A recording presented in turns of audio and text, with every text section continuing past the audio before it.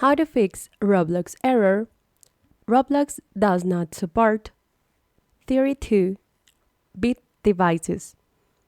Hello everyone and welcome to this new tutorial. In order to fix this issue, what you need to do is to close Roblox.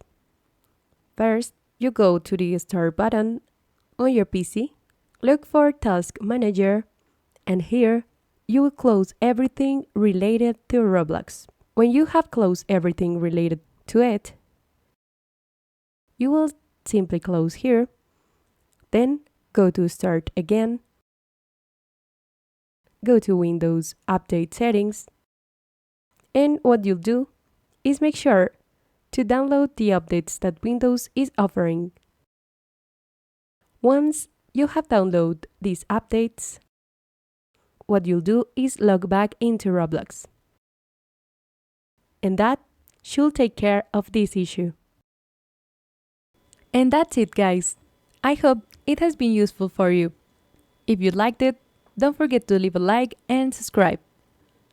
See you in the next video.